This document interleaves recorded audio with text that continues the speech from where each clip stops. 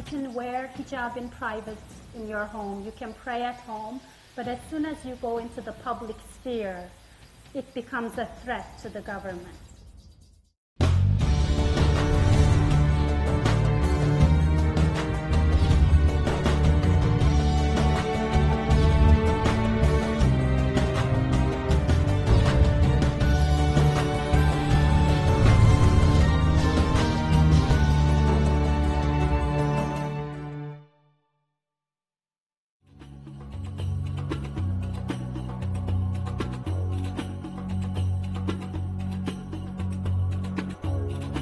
Amerika Serikat dan Islam. Seperti apakah sesungguhnya relasi antar keduanya? Apakah Islam dan Amerika Serikat saling bertolak belakang seperti banyak dipikirkan orang?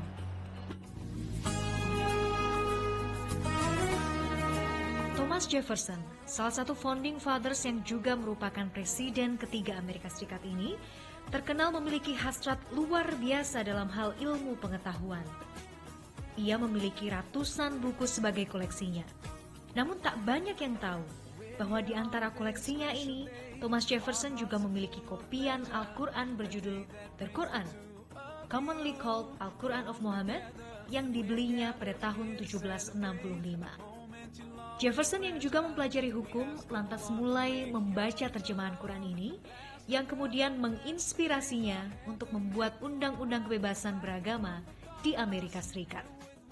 Undang-undang tersebut juga menyatakan bahwa semua manusia diciptakan sederajat dan manusia dilahirkan sebagai makhluk yang memiliki kebebasan serta tidak ada paksaan dalam hal beragama atau no compulsion in religion, yang sangat identik dengan surat Al-Baqarah ayat 256. La ikraha fid din qad tabayyana ar-rushdu minal ghayy. فمن يكفر بالطاغوت ويؤمن بالله فقد استمسك بالعروة الوثقى لا انفصام لها والله سميع عليم.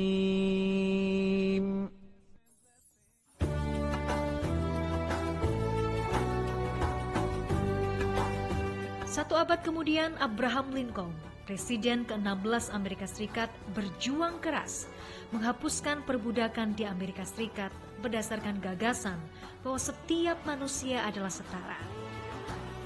Gagasan Abraham Lincoln tentang kesetaraan martabat manusia ini tentu saja identik dengan Quran Surat Al-Hujurat ayat 13 tentang persamaan kedudukan manusia di mata Tuhannya.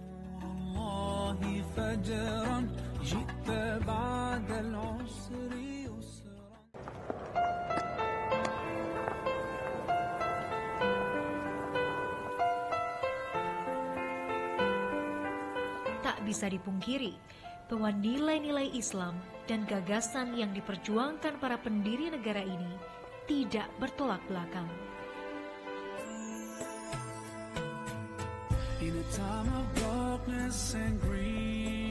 Perbudakan dan rasisme memang menjadi sejarah kelam bagi perjalanan bangsa Amerika. Jauh sebelum Martin Luther King maupun Malcolm X, Presiden ke-16 Amerika Serikat Abraham Lincoln menyuarakan dengan keras untuk menghapuskan perbudakan di bumi Amerika. Tentu saja nilai-nilai yang diperjuangkan oleh para tokoh Amerika Serikat ini sejalan dengan nilai-nilai Islam berkaitan dengan persamaan derajat dan juga kebebasan. Tidak bisa dipungkiri bahwa Islam dan Amerika bukanlah dua hal yang eksklusif, tapi saling berbagi prinsip yang sama, dan Islam adalah bagian dari Amerika.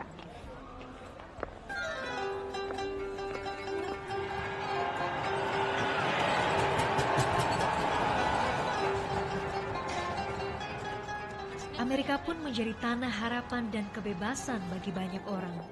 Penjaminan atas kebebasan beragama inilah yang menciptakan gelombang migrasi yang besar ke negara ini, termasuk kaum muslim yang mulai masuk ke Amerika Serikat pada akhir abad ke-19. Nilai-nilai kebebasan beragama ini pula yang membuat saya bertemu dengan Elif Kavachki, seorang warga negara Amerika Serikat yang bermigrasi dari Turki bersama seluruh keluarganya pada akhir 80-an. Assalamualaikum. Hi, Mrs. Elif Kafachki. Nice to meet you. Pleasure to meet you. Yeah. Kini, Elif Kafachki beserta keluarganya menetap di Dallas, Texas, Amerika Serikat. Elif Kafachki yang lahir di Ankara, Turki 39 tahun lalu ini adalah bungsu dari 3 bersaudara. Elif dan kedua saudarinya tumbuh dengan nilai Islam yang kental.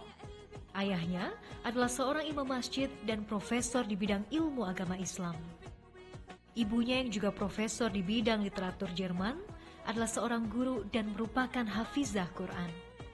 Bisa dibayangkan, dengan nilai Islam yang begitu kuat, keluarga Kafachki dan jutaan muslimah lain di Turki harus menghadapi aturan pemerintah Turki tentang pelarangan penggunaan hijab di universitas, sekolah, serta gedung pemerintahan yang diberlakukan sejak tahun 1980-an. Oh, well, basically before that, I mean, like you moved from the Turkey to US. Right. Is there any problem? I mean, like, what are the reason why? The only reason we considered it was because there was a hijab ban at the time in Turkey. But because the government is based on a laicity system where church and state are separate, you can wear hijab in private in your home, you can pray at home, but as soon as you go into the public sphere, it becomes a threat to the government. Wow. Bagi Elif Kafachki dan keluarganya, Amerika Serikat justru memberikan jaminan kebebasan beragama dibandingkan Turki, yang notabene adalah negara Muslim. Di negara di mana Islam sebagai minoritas, ia dan keluarganya justru leluasa untuk menunjukkan identitasnya sebagai Muslim, tanpa harus terbebani aturan apapun. This is the land of the free, and this is where we have freedom of religion, and we're respected for our individual beliefs. That we can live freely and wear our hijab, and we don't have to choose between our religion or education.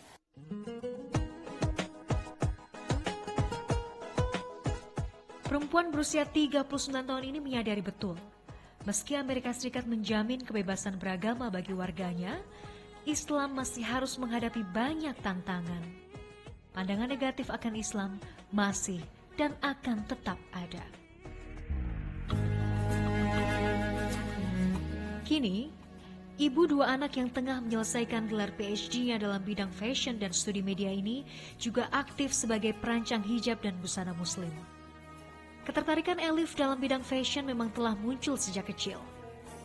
Selain itu, sulitnya menemukan pakaian muslimah dan model hijab yang sesuai bagi dirinya di negeri Paman Sam membuatnya mencetuskan ide untuk membuat label pakaian muslimnya sendiri. Tahun 2007, Kafachki Culture, label pakaian muslim miliknya, diluncurkan. I ended up becoming a designer in the US because there's a huge need. Hijabis cannot find appropriate clothes to wear.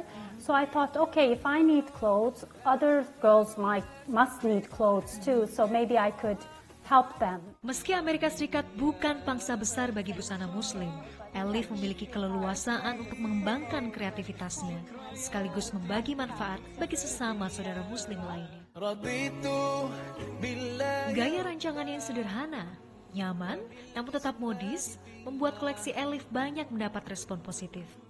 Bahkan, ibu negara Turki Emine Erdogan pun memakai baju rancangannya. Merancang busana muslim di Amerika Serikat memang memiliki tantangannya sendiri. Elif tidak memproduksi rancangannya dalam jumlah banyak. Selain menciptakan kreasinya sendiri, Elif juga merancang desainnya berdasarkan kebutuhan kliennya. Would you show us about your collection? Is that okay? Oh, wow. Wow. Oh yeah, this is quite... Yeah, and this is again silk. I love that, you know. And we have the Swarovski crystals that were... So it's like handmade, right? Yes. Wow. Elif pun sempat memberikan tips bagi Anda, para calon wisudawati yang berhijab, agar terlihat rapi, simple, namun tetap elegan. And our model is wearing our comfy hijab, which is a comfortable hijab for graduates. And it's made of 2 pieces. It has two pieces? It has a hijab that's very comfortable fabric, and then it has a satin neck piece. Oh, set the next piece. Yeah. Wow. I tell my graduates to wear a single solid color hijab, put it on, the cap. Ya, model ini memang menggunakan model hijab yang Elif rancang sendiri. Bernama Comfijab yang berasal dari kata comfortable hijab, Elif menciptakan model hijab yang nyaman dan mudah dipakai. Hijab rancangannya ini banyak diminati oleh mereka para muslimah yang aktif. Saya pun berkesempatan untuk mencoba Comfijab ini. Remember, just show me about, comfy hijab or something. Oh, it's quite, easy to wear, right? Yeah. Can I just try it? Just kind of like this, right? So I just like. Okay. Ta-da! This is comfy hijab, right? Yeah. Oh, Yeah. wow. And brown is your color. Yeah, like a brown. Nah, ini dia yang namanya comfy hijab. Desain dari Elif Kavachki. So simple, tapi bisa dimodifikasi, bisa di-mix dengan berbagai macam gaya, bisa topi, bisa kemudian scarf, apa saja bisa dilakukan dengan comfy hijab. Sembari menyelesaikan pendidikannya untuk meraih gelar PhD, kini Elif banyak menghabiskan waktu bersama keluarga kecilnya di rumah. Sibuk di dapur atau sekedar membaca buku bersama sang anak adalah momen favorit Elif di rumah. Si sulung, Jana, begitu bangga akan ibunya. Meski tinggal di Amerika Serikat di mana Islam menjadi minoritas, sang ibu justru memberikan teladan baginya. What do you think about your mom's activities? I think You're proud of her? yeah, it's nice because she kind of designs, although it's for more like for an older lady, like not exactly my age, but it makes it easy for women who wear hijab to go outside and just do their daily activities. Jana yang kini masih berusia 13 tahun juga kerap menggunakan hijab rancangan ibunya ke sekolah. Bahkan, banyak orang yang menyukai Comfijab yang dipakainya. Thank you so much. Thank you. Keramahan dan kehangatan keluarga Elif Kavachki sungguh menyentuh hati saya. Sebagai seorang muslim, saya belajar banyak darinya. Thank you so much. Nice to meet you. Assalamualaikum. Sebuah pelajaran berharga saya dapatkan dari saudara seiman Elif Kavachki di negeri Paman Sam ini. Bahwa menjadi minoritas bukanlah halangan untuk mengembangkan kreativitas.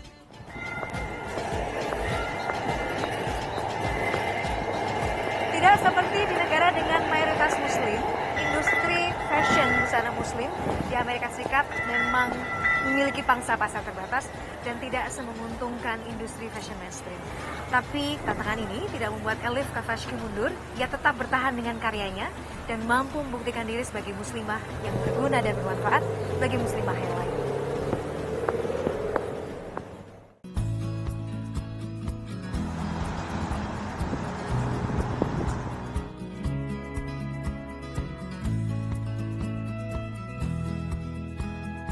Dari Dallas, Texas, saya menjumpai saudara muslim lainnya yang tinggal di Virginia, Amerika Serikat. Menariknya, ia adalah seorang pelatih pencaksilat. Ya, pencaksilat, seni bela diri dari Indonesia yang kini mulai dikenal di negeri ini.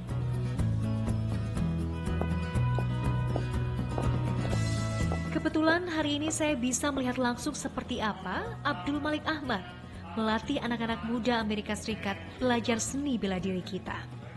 Inilah Studio Al-Azhar Muslim Martial Art, tempat Abdul Malik Ahmad melatih anak didiknya. Ada sekitar 50 anak yang aktif berlatih 2 kali seminggu di sini.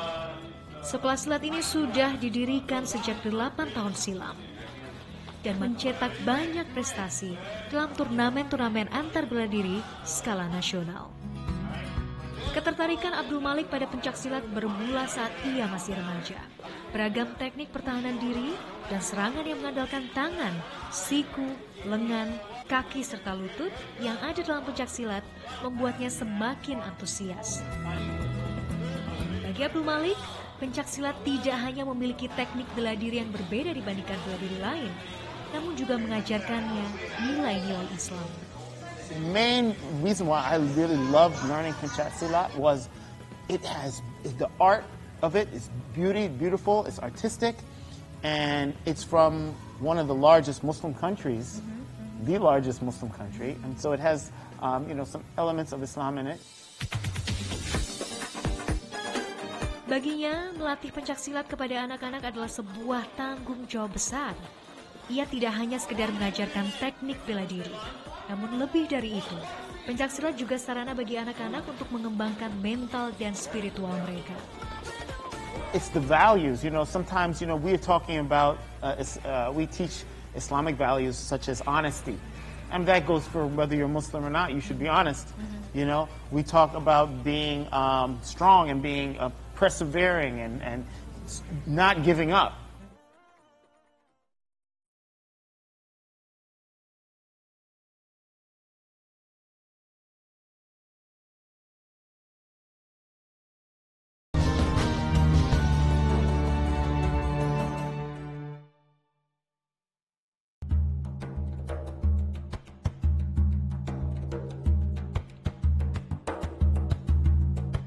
Abdul Malik pun mempelajari pencaksilat hingga ke Indonesia. 2 kali ia datang ke Indonesia dan belajar beragam jurus pencaksilat dari tokoh-tokoh silat terkemuka di tanah air. So, anytime I hope to go back to Indonesia and train with as many people as possible, because, I feel that a lot of the people in Indonesia may not realize what an amazing thing Pencak Silat they have,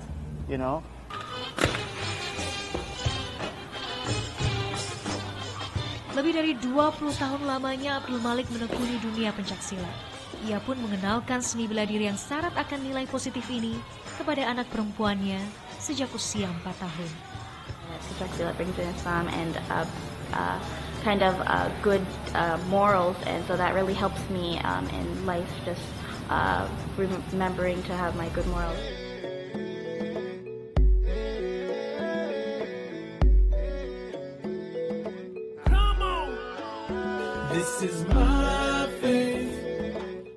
Abdul Malik Ahmad tidak hanya menyebarkan nilai-nilai Islam melalui pencaksilat semata. Abdul Malik Ahmad juga aktif berdakwah melalui musik. Bersama 2 sahabatnya, Joshua Salam dan Naim Muhammad, Abdul Malik pun membentuk sebuah grup memadukan nasyid dan hip-hop bernama Natif Din pada tahun 2000. Lebih dari 15 tahun aktif dalam dunia musik Islami, mereka telah menciptakan puluhan lagu yang menceritakan tentang kisah-kisah para rasul, serta beragam isu yang dihadapi kaum muslim di Amerika. People fear what they don't know. Yeah. So we're hoping that our music makes, I don't think it's so much, I don't like to use the word preach or teach, I usually like the word share. So through our music, we're sharing our culture, we're sharing our values with the rest of the world, and hopefully in that people will connect and we'll join on some common ground. Meski Amerika Serikat bukan pangsa pasar yang besar bagi industri musik Islami, negara ini memberikan ruang dan kebebasan bagi musisi muslim untuk terus berkiprah dan menyebarkan nilai-nilai positif akan Islam.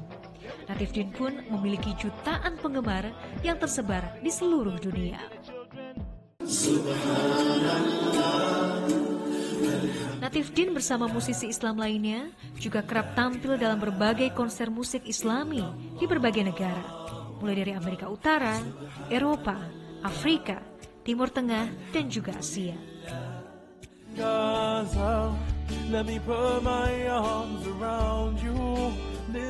Natif Din juga sempat tampil di jalur Gaza untuk memberikan semangat bagi saudara-saudara muslim kita di sana. Semangat menyebarkan kemuliaan Islam melalui seni ini membuat Natif Din mendapatkan penghargaan Mahaba Award di Dubai pada tahun 2006.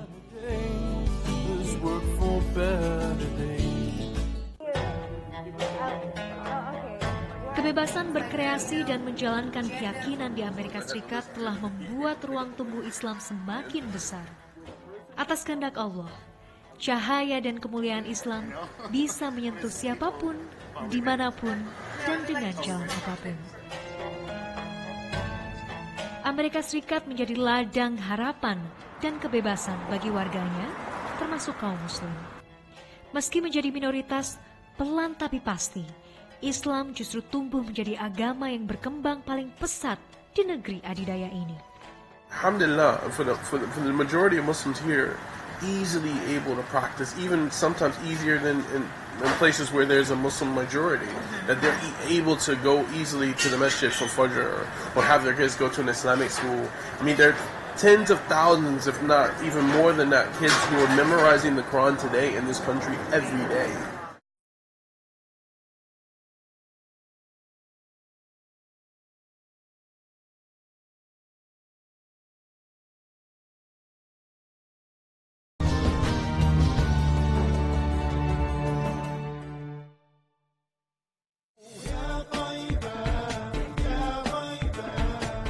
Kisah Amerika Serikat dimulai dengan kisah kebebasan beragama.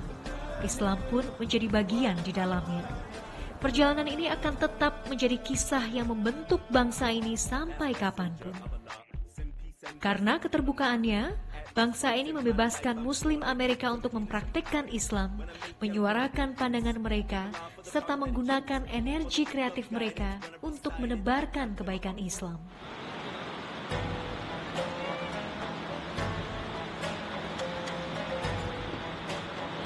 Inilah Amerika Serikat, tanah harapan dan kebebasan bagi siapa saja yang mencarinya.